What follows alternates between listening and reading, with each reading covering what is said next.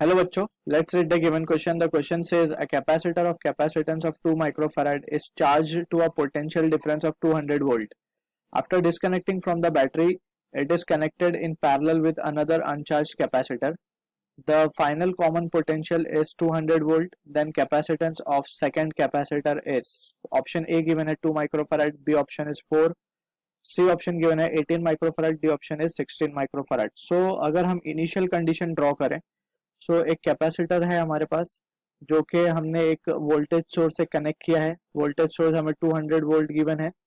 ये कैपेसिटर की value 2 microfarad given है. जो इस कैपेसिटर पे चार्ज डेवलप होगा उसका फॉर्मूला है Q equals to CV. That is we can say it has to be 400 microcoulomb charge इस कैपेसिटर पे डेवलप हो जाएगा.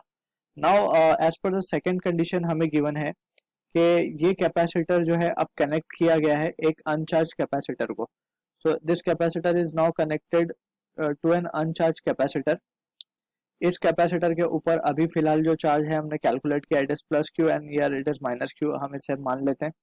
ऑलराइट, एंड हमें एक फाइनल कॉमन पोटेंशियल दिया है. So final common potential that means के ये दो कैपेसिटर, लेट सपोज की कैपेसिटेंस वैल्यू C1, इसकी capacitance value C2, both are in parallel now.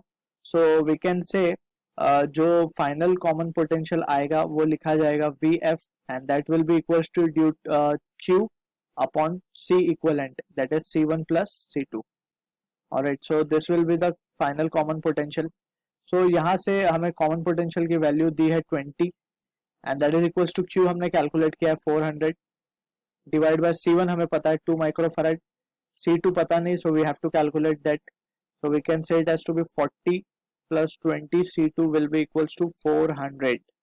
So जो हमारे पास C2 की वैल्यू आएगी वो आएगी 18 microfarad. Alright, so this is the capacitance of the second capacitor. So अगर ऑप्शन देखें तो C हमारा करेक्ट ऑप्शन है to this question. I hope you understood it well. All the best.